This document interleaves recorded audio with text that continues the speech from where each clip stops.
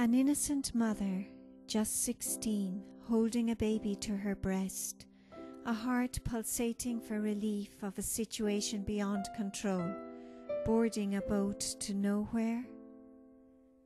To nowhere or to anywhere. Grandmama's money laces a hopeful boatman's palm, fear and relief both mingling, as heart says goodbye to all, an escaping tear is swiped away. She knows that her life is balancing on a cliff of terror, but persevere, sitting back, belongings placed tightly between her legs, eyes closed, drawing her baby closer to her. With her heart pounding, she whispers, "There's only now," and smiles down on her baby as eyes meet and both sleep in an embrace of love and hope. It is a cold evening, and Samira draws her baby closer to her chest. This is the only chance she has. She knows it. What a choice. She never imagined this time 6 months ago that she would find herself at the mercy of such a horrific situation. To stay would mean a life of being raped and putting her baby girl at risk. To leave now by boat could mean death by starvation, drowning, or worse. Her spouse is dead. She tried not to think of the day the terrorists had come to her village and killed the father of her baby. She had quickly hidden the baby in her grandmama's bed as they burst into her home, raped her, and she had promised herself not to think of it anymore and leave it all in the past. But it is so hard to forget. Yes, she sighed, this is her only choice. She boarded the boat.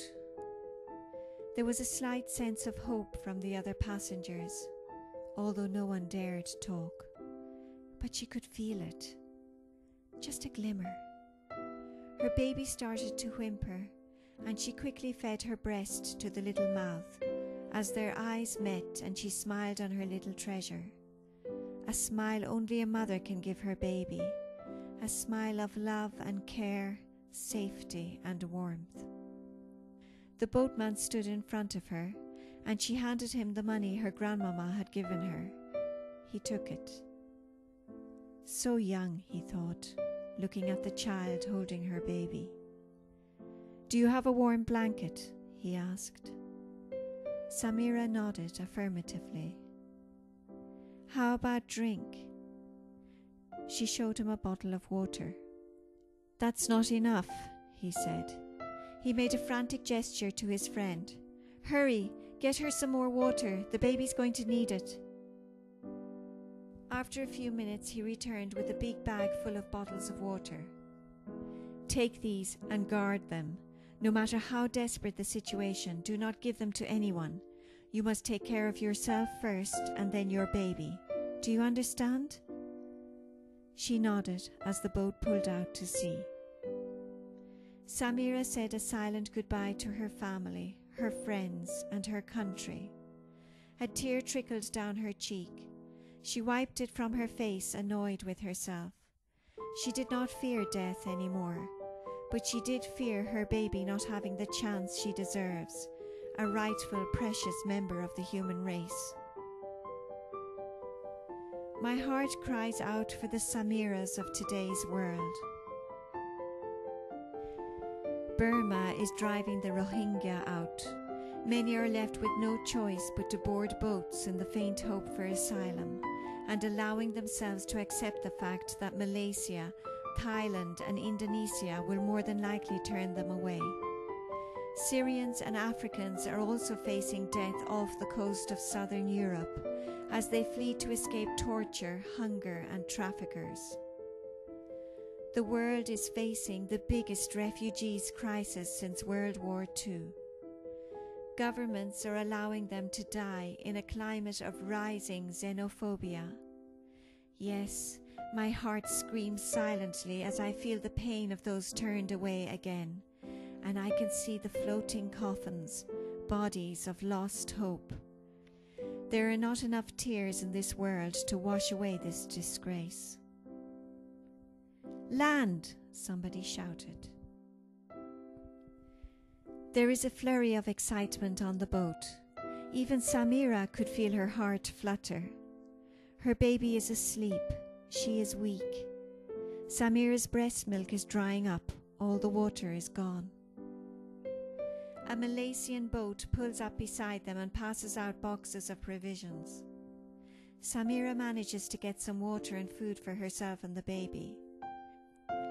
She feels much relief and looks around with a faint smile as everyone shares fairly. She can feel so much love, warmth and kindness. While all are eating, talking of their dreams and smiling, they begin to notice that their boat is being pulled back out to sea. A silence falls, like a dark blanket smothering their screams. They all know without words that the unthinkable is happening. There is no anger, for they have all been through too much. There are no tears, for too many have already been shed. And there are no whys, because they have learned from experience that there are no answers. My heart is burdened by dismay. There is no being on the planet with the right to cause the cruel, slow and inhumane death of another. Samira survived all the other passengers. She saw them desperately trying to cling to life, drinking their own urine. She watched her baby girl take her last breath in her arms.